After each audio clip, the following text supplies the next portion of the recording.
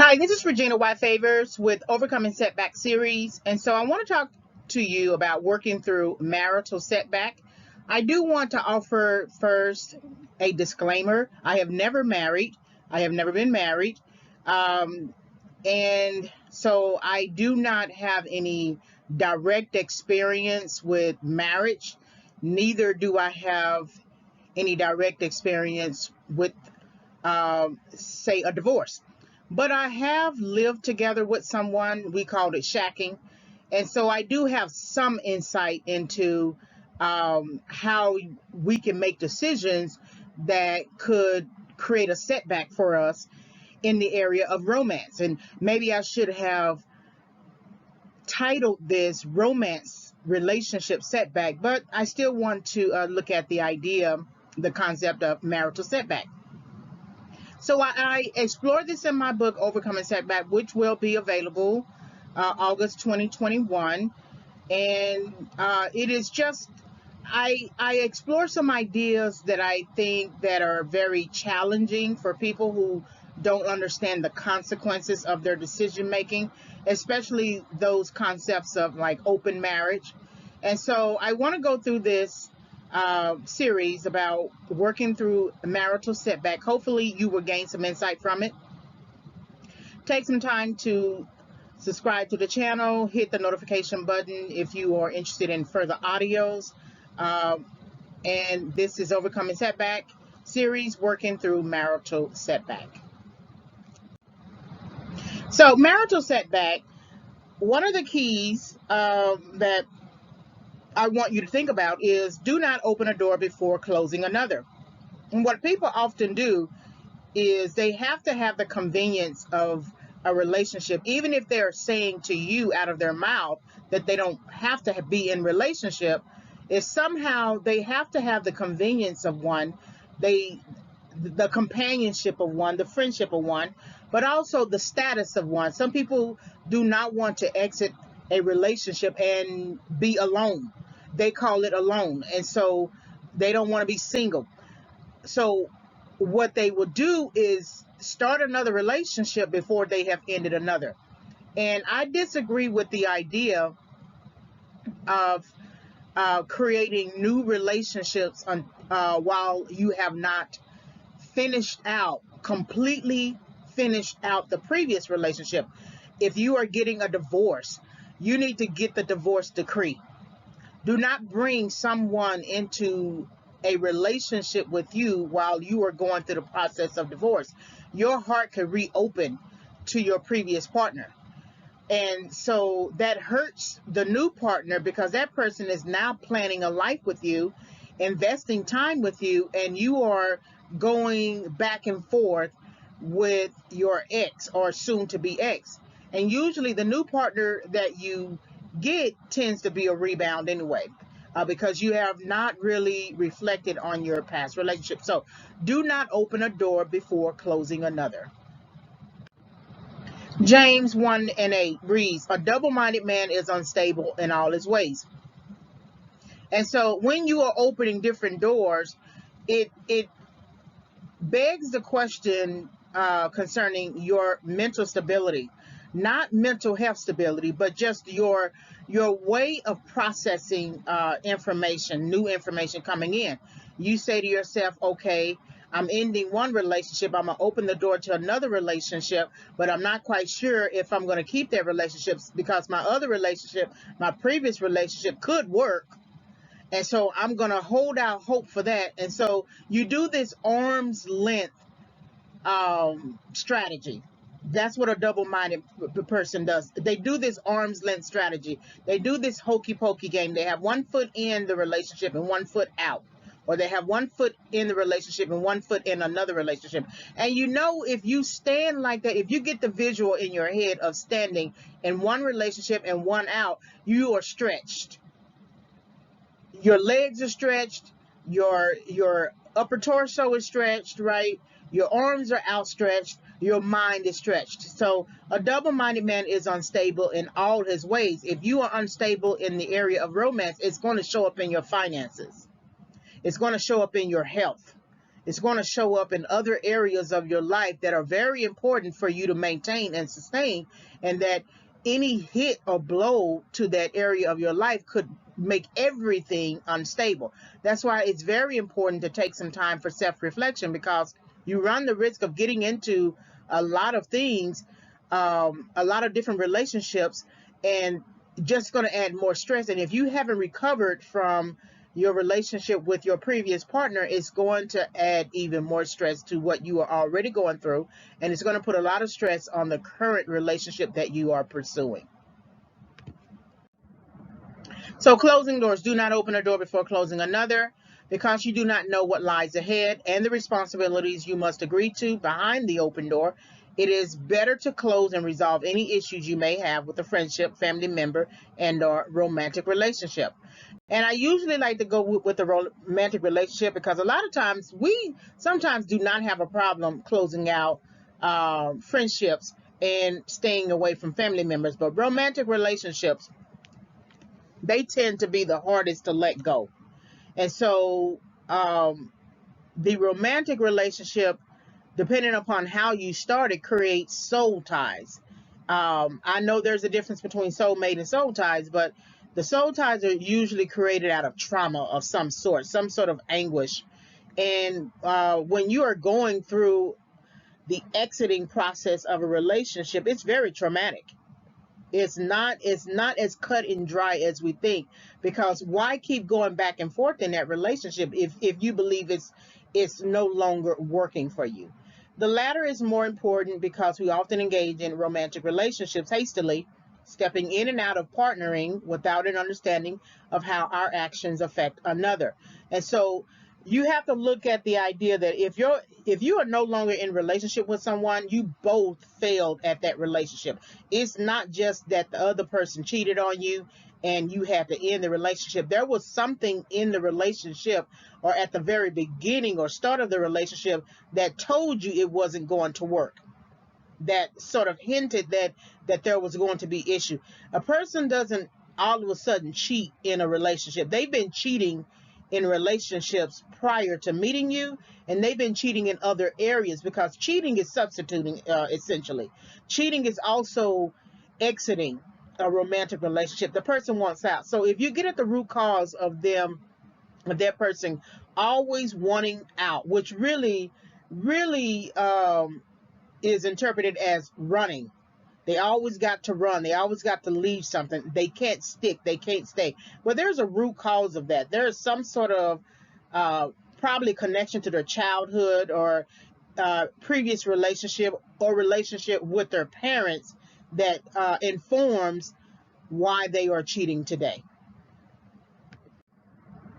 So emotional engagement, people engage in another relationship that they feel suitable in the moment to keep from feeling the pain from the prior relationship.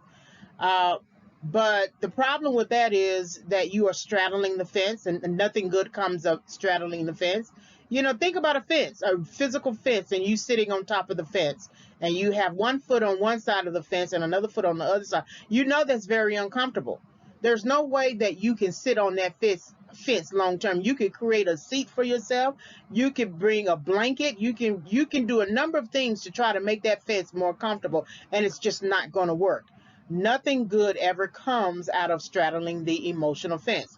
There's always a danger in keeping one and keeping another and hoping the one never knows about the other. It is never emotionally, psychologically, spiritually, financially, and physically safe to dib and dab. And we know what that looks like. If you put it on a very simple food level, if we dib and dab in the ice cream, eventually it's going to show up on our hips. It never fails. I don't care how many times you say, I'm just going to eat this and I'm not going to gain that much weight, or something like that. Somewhere it shows up until you resolve the dibbing and dabbing. Resolve your mindset about it. Sure, you can exercise that weight off, but eventually you still have the belief system, and if you have the belief system, it's going to show up again. So never emotional engagement must be really considered before you decide to make a decision about engaging in another relationship.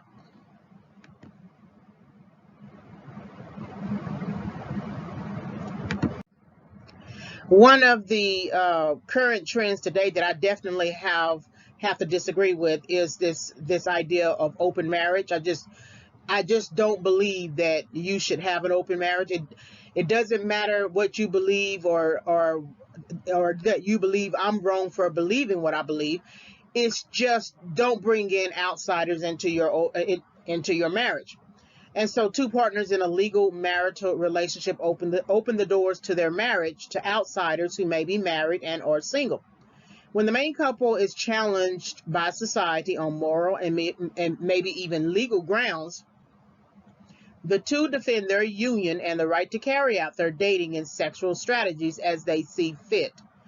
And I often think to myself, if you're going to be in open marriage, why be married at all? You might as well just come together all in one big place and live together, and not be married at all. I think that's the strangest understanding that a person can have. They refuse to label open marriage as infidelity or cheating because of the belief that one partner agrees to, or both partners agree to, an open relationship. There is only one marital contract that exists within a relationship, and the courts are only going to honor that marital contract. And so whoever is married to that partner is going to get the resources if that partner dies. There are exceptions to the rule, but if you are labeling something as open marriage, unless you have kids with that partner, you're not going to get a dime, right? You're not going to get any resources. If anything, you're going to get a headache after it, because there's no guarantee that the wife will allow you to stay at the house. And here it is, you put all your time into investing into a marriage as a single person, only to exit that situation with nothing at all. It's a trick. All it is just those two partners, marital partners, who are sexually bored with each other, want to go outside of the marriage for some excitement, and when the time permits will leave you alone and then get somebody else. They're just rebounding.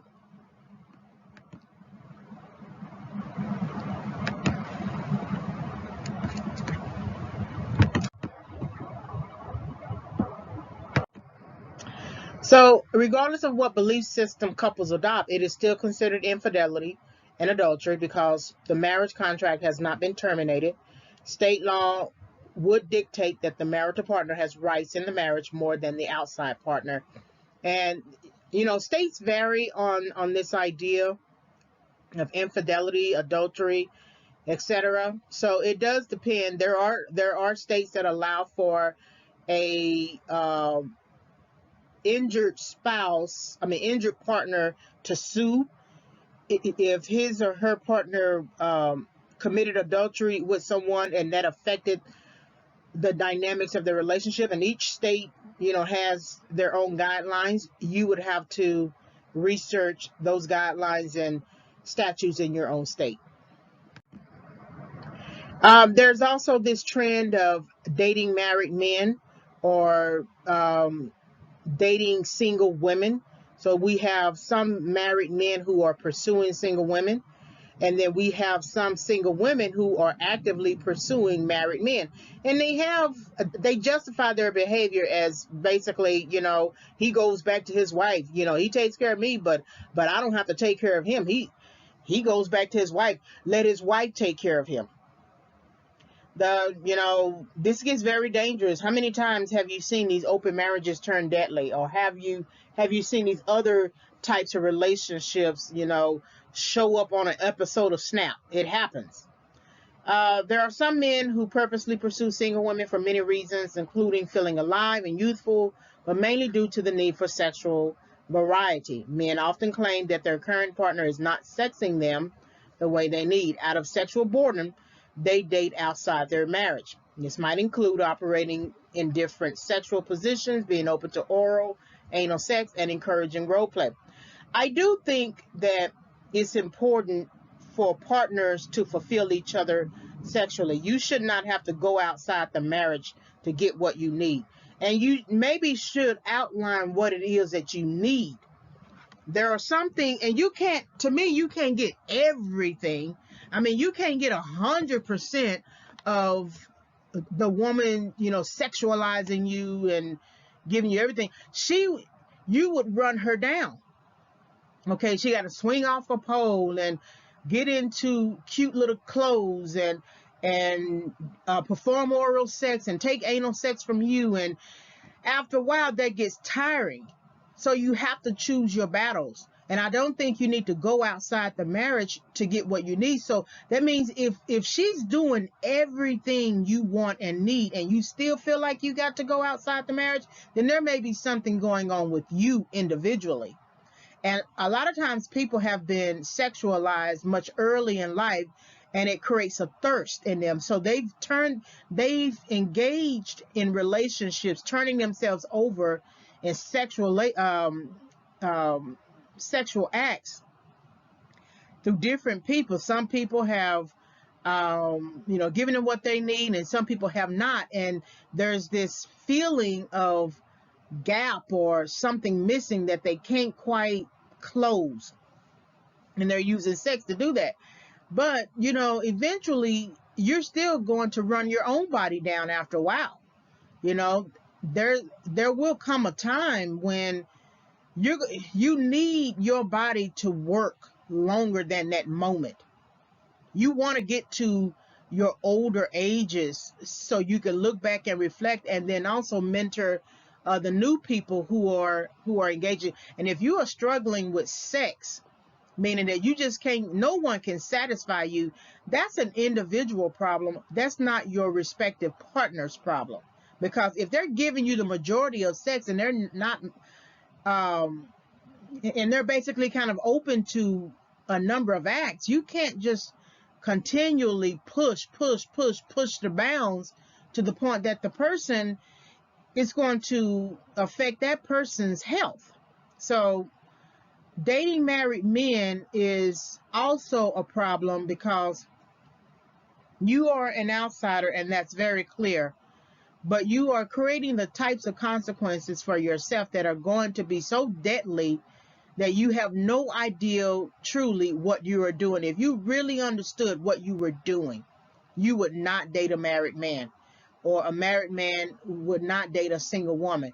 You don't know at what point that person's heart is going to turn, and not for the better. So that's something that I want you to think about.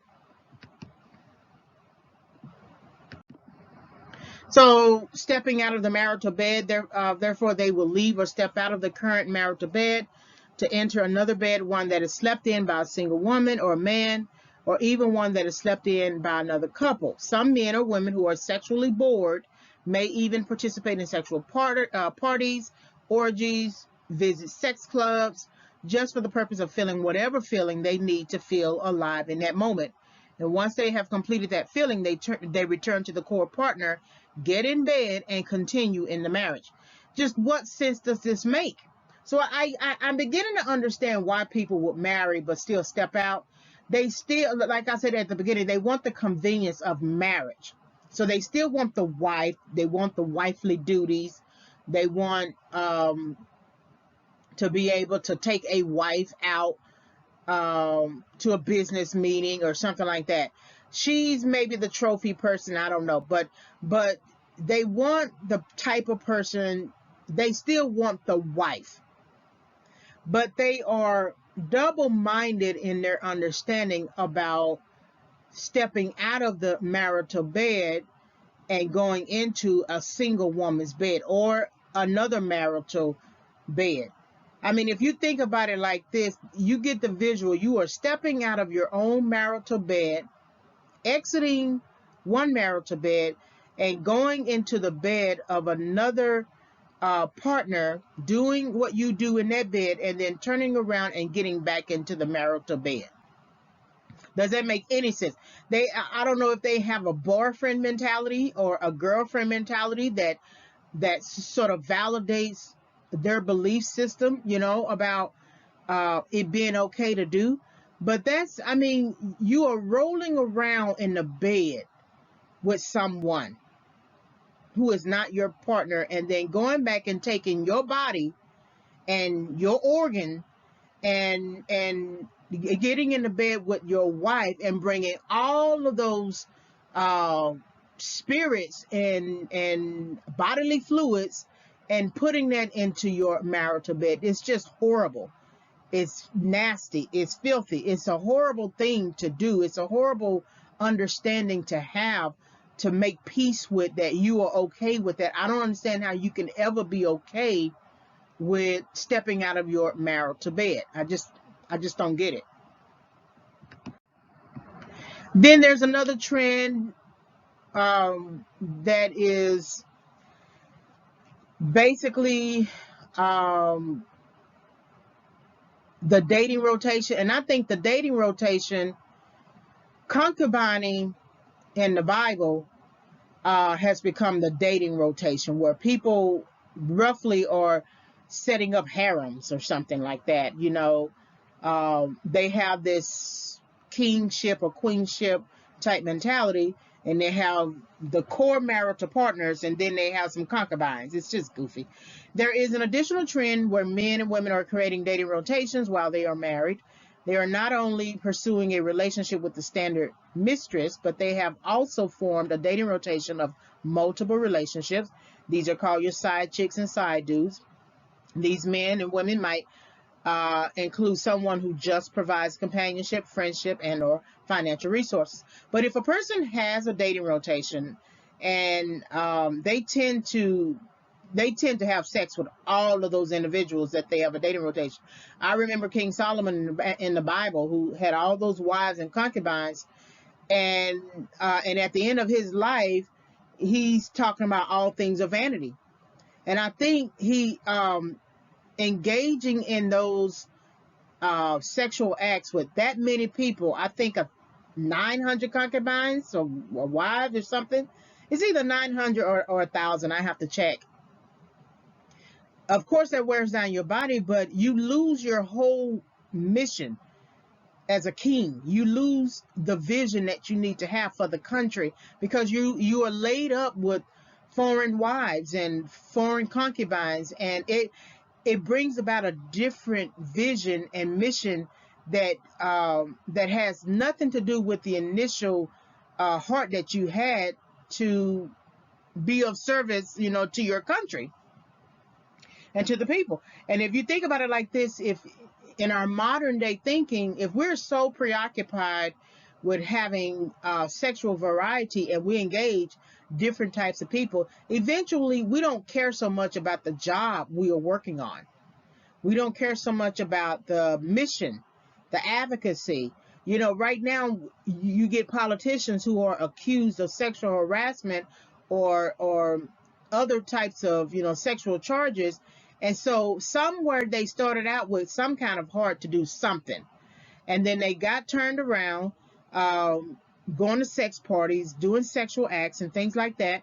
And so now they're going to be charged with, sexual assault or have to leave their post or something like that. The vision completely changed. Their mission completely changed. And you don't want something like that. Too many dating rotations, too many people within a dating rotation is going to affect your purpose in life.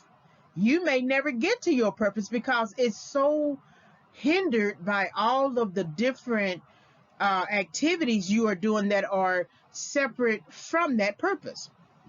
And then you basically just lose your mission altogether. Then there's this trend about rebound relationships, and I talk about this. I have a series, Understanding Relationship Failure, on YouTube channel, and I go into a lot of depth. I have a lot of different research on this, and I also go into this in my book, Toxic Encounters: Why People Pursue Rebound Relationships, which will be available in about a month. And rebounding, again, is usually when you have just exited a relationship and it's less than 6 months that you find a new partner, and you're not looking really to invest in that partner, but you tend to spend a little bit more time because it gives you access to sex. And usually when people are struggling right after a relationship, they want access to sex more than they want access to companionship. Sure, they may let you roll around in the bed with them and let you stay over overnight, but it's really about sex when they first exit a relationship, either on good terms or bad terms. So the last trend is the rebound relationship, where men and women who are separated from a partner attempt to drown their sorrows in the chest and bosoms of another. The core marital partner initiates a breakup.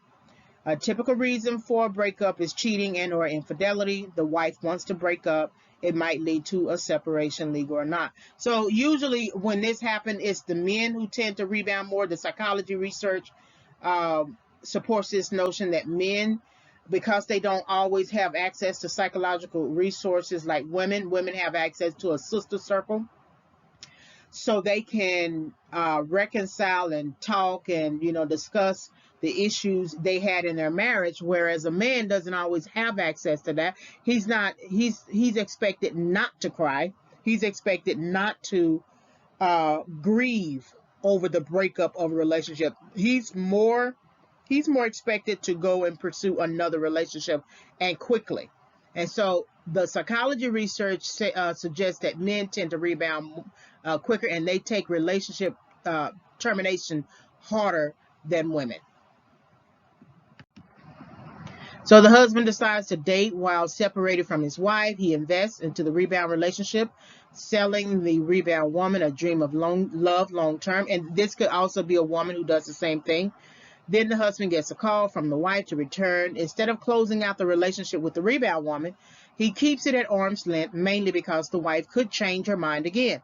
He returns home and all is well. So he's hedging his bets. He's going to keep a relationship with the rebound woman, and they usually still keep the relationship. Even if they return to their marriage, they tend to still keep the rebound relationship, albeit quietly, because they don't want the feeling and the pain associated with breakup.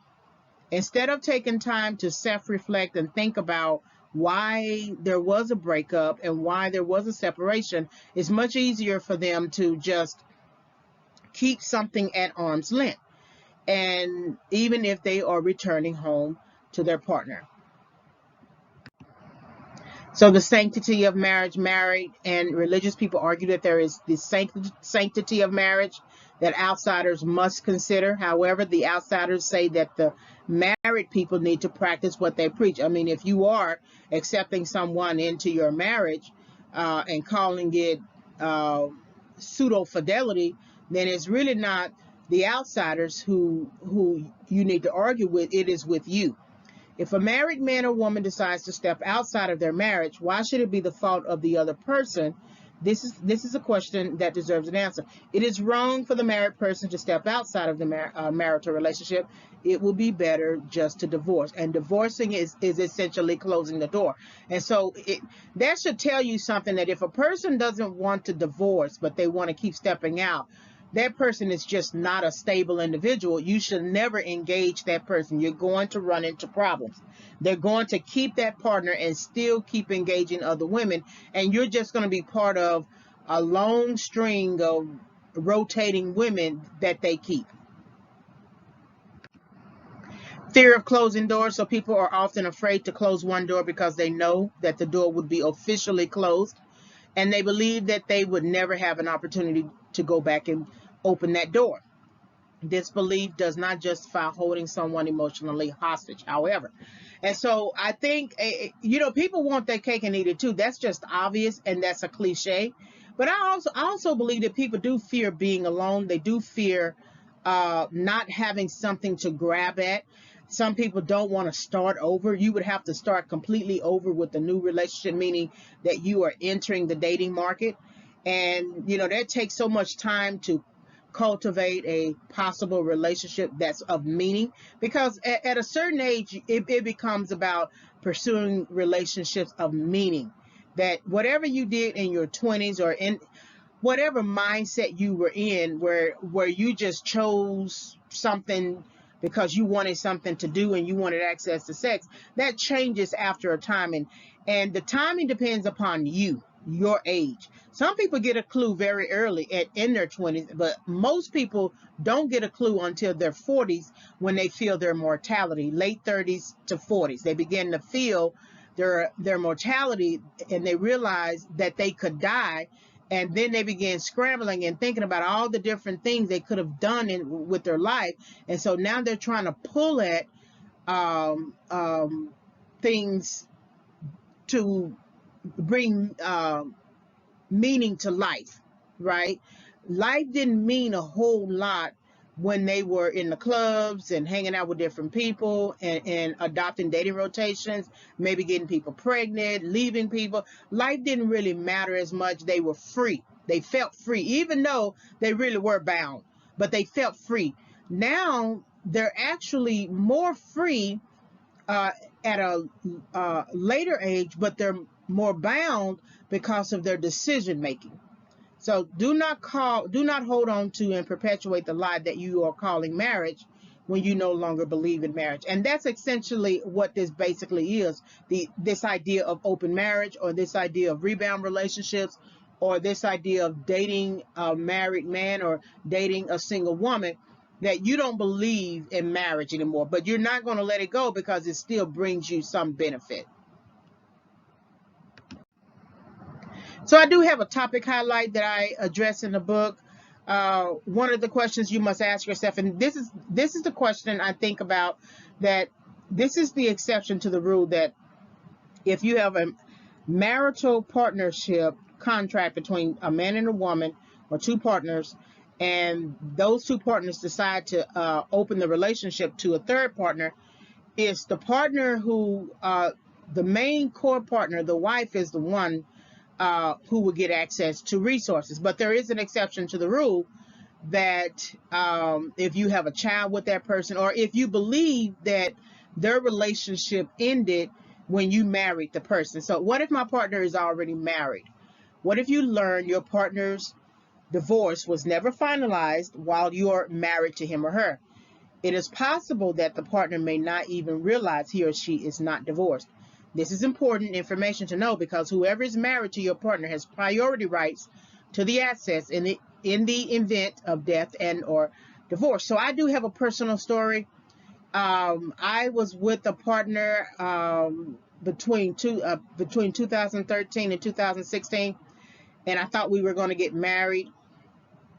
And within 2 years and a few months into the relationship, I found out that he was married. And so I had to make the decision to exit that relationship. It took some time, though, because I, loved him, and he claimed that he was getting a divorce.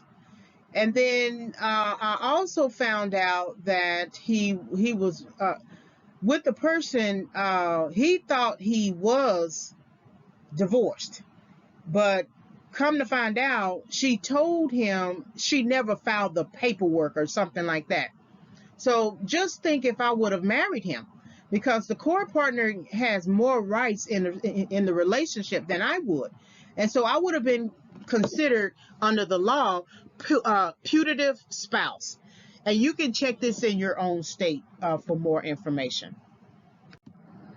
So putative spouse, there is a legal principle called the putative spouse, which describes a marriage a person enters in good faith, believing that a prior marriage has been resolved through divorce. That's why I always argue now, see the divorce decree. If they don't have access to the divorce decree and they can't go down to the records building and request it, that should tell you something. If you marry your partner believing that he or she has divorced his partner, only to discover that through a legal flaw your partner is still not divorced, or the partner has failed to file the divorce paperwork, then you would be considered a putative spouse. Your marriage to your partner would be valid because you entered with good faith, but it would be legally invalid due to a technical impediment because of the pre-existing marriage. So the courts will have to honor the pre-existing marriage. Even if there's a filing for divorce on the books, there's still a pre-existing marriage that has not been resolved officially through divorce. The putative spouse doctrine essentially suggests that the person who believes he or she entered a good faith marriage is entitled to the assets of a legal spouse as would a marital partner expects to receive in a divorce or by death. Just because the putative spouse did not know his or her partner was still legally married should not prevent him or her from establishing a claim to the assets or rights. Thus, it is a remedial doctrine to protect the expectations of someone who believes he or she is married legally and in good faith, and to establish the fact that both parties believe that they had the right to marry. So why would you go out and marry someone else if you didn't believe that you were free from a previous partner? And that's something to think about. That's why I push request to see the divorce decree. This means that the putative spouse can seek property division, alimony, child support, or any other asset from the spouse, even if that same spouse still has a legal wife of record. This doctrine applies to when one partner discovers the death of another partner who happens to be married because a divorce decree was not finalized. Only a few states recognize putative spouse, so that's Nebraska, Washington State, Nevada, Texas, Louisiana. Only Colorado and Montana recognize both common law and putative spouse. So we know with common law, depending upon how long you have stayed with that person in the same dwelling in that number of years, what you would be, what claim you would have under common law jurisdiction. And there are different states that have legislative provisions regarding common law, and you can research that on your own as well.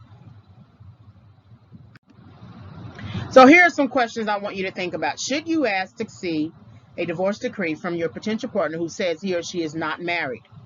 What other responsibilities do you have in ensuring that you do not marry a married man or marry a married woman? And this is funny that I want you to think about, because these two questions seem odd to pose, but how many times have you asked a partner, are you married? And the partner says, we're not together. Okay, that's not the question. Or the partner you ask, are you married? And you ask the person, we're separated. He answers, right? She answers. Okay, separated and we're not together still means that they are married. And you assume a lot of risk when you decide to pursue a relationship with a marital partner. That's a lot of danger that you are exposing yourself to. You could get pregnant. Sure, you might be able to get access to resources, but it depends on what type of resources he has, And so you want to make sure that they close out that door before they engage anything with you. Don't even go out on a date with a married man. It's just not safe to do. If someone tells you that he or she is not married anymore or is divorced, it is important to see the divorce decree. As I continue to note, there's no reason to be in the dark about whether a person is divorced. If your partner cannot give you the information or refuses to request the decree from the county or state agency, then that should tell you something. So when you're thinking about marital setback, you want to think about the vision of exiting that marital setback. Do not always grab at something like a dating rotation, a married man, another type of emotional engagement. Stay with the fact that you are no longer in a relationship and that it failed. If you can come to terms with using that language, my relationship, my previous relationship, although I gave great investment and we still may be friends today, it still failed. I would encourage you to visit my YouTube channel, Regina Y. Favors, and go through that whole series on understanding relationship failure, because people don't like to use the word fail or failure because they internalize it as themselves failing and being a failure. So write the vision, in this case of marital setback, means write down what hopes you have for marriage, and that's if you still want to be married. Do you want to be a member of an open relationship or open marriage? Or can you wait until the perfect person comes along so you can have a true marriage under the law? I'm not saying that perfect soulmate or perfect this or perfect one in terms of that concept, just in terms of the best person that works for your personality, that works for your temperament. No one wants to find out that they are married to someone who is already married. No woman wants to share a man. And is this a vision for your marriage? So these are some questions that you want to think about, because people can usher you into a number of things before you really realize what you are into. That's why they never tell you the full story of the relationship that they were in. They just go and have their own apartment, or it looks like they have their own apartment. They spend time at your house, really moving into your house. Somehow they have worked out a way to move into your house, and you're just thinking they're just at your house all this time, and y'all are living together and working through things, when in actuality he's probably returning, or she's probably returning to her previous partner and having sex. And they are usually working things out with that person, using you and your body for, release, right, to get over the heartbreak of the relationship. But they're really going back and forth with that ex. And a lot of times they're not going to stay with you.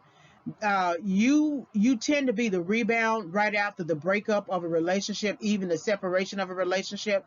So they're going to cultivate another relationship that they will probably use as a way to invest and develop, and then marry that person. So establishing a vision for the marriage is very important, because it is always based on your belief systems. So have the conversation. Most questions can be resolved through conversation and discussion. This is a solution to the problem. If you've had this problem in the past and your relationship failed, instead of engaging sexually in your new relationship, have a conversation. If people don't want to talk and have a conversation and talk about themselves and their dreams and things like that, and what they think about a relationship, that should tell you something. The problem we have as human beings is that we want to get the relationship started as soon as possible. That's why we engage in sex first. We do not sit down and have a conversation anymore. I can remember two guys who were interested in me in my past. And I just had this idea to say, let's get to know each other. By the time I said that, I never heard anything from them again, because they didn't want relationship. They just wanted sex.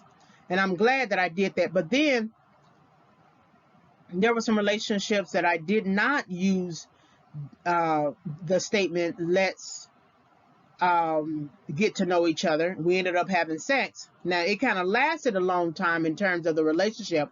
It was a shacking situation, but it did not convert into marriage. And so that's not a path I want to go down anymore, because it's like fighting a losing battle. And I'm just not one for fighting losing battles today. Questions for further reflection. So what are some open doors you have not closed? What is preventing you from closing the door? Do you want the door closed? And if, say, for instance, your new partner challenges the fact that you are still calling your ex, okay, and exceptions to the rule would be if you had children with the person. Sometimes exceptions to the rule could be if you were previously married to the person for years. Not 2 years, but 25 years. That person has become sort of like a friend to you. And that person is still in your mind family. So it gets a little tricky when it comes to closing doors, because when you get to a certain age, your prospective partner could have different types of relationships, but still want to marry you and love you and be committed to you. they may have a conversation with their previous ex in the same way they may have maybe like a business conversation, not necessarily talking about their relationship with you anymore. But that can get tricky because the other partner is always going to have some kind of feeling about his or her ex-partner being newly married. Every time something goes well in that new marriage, the ex-partner is going to wonder, so why didn't you do that in our previous marriage? You know, I remember that movie with Susan Sarandon, Julia Roberts, and I forgot the male actor, uh, but the movie title was Stepmom. And the woman, Julia Roberts' character was considered younger compared to the previous ex-wife. And they went on like not a date, but just dinner, the ex-wife and the ex-husband, and she appealed to him and tried to understand. So why didn't, basically suggesting, why didn't it work out between us? And so I'm thinking to myself, well, why didn't you address all of that before he got involved with somebody? That is the time. Because once they get involved, people like the newness of relationships. And so once they get into a new relationship, it's hard to get them out of that relationship. They like it. They want to know about it. They want to, stay involved with it and think about it more. And they don't want to go backwards. They may come back and have sex with you or something like that, but they're not looking to go backwards. And so if you believe that there was something that could have been worked out between you two, then why didn't you try to work it out then? Why would you address any open door you feel necessary in that moment before that person goes out and finds another person? So that's something you want to think about. So the partner, Susan Sarandon's character, didn't want the door closed, but she wasn't willing to walk through the door to talk things out either. So that left her ex-husband to find another person. So here's a guided activity journaling. So take some time to journal your attitude towards closing that door of marriage, if it no longer works for you, and why change is important. So here are some questions to consider. How do you see marriage? Why did you get married? Divorce is important because. What are my plans for moving myself out of marital and divorce setback? So applying the 7 steps of setback, remember that there's an audio on the 7 steps of setback, multiple audios.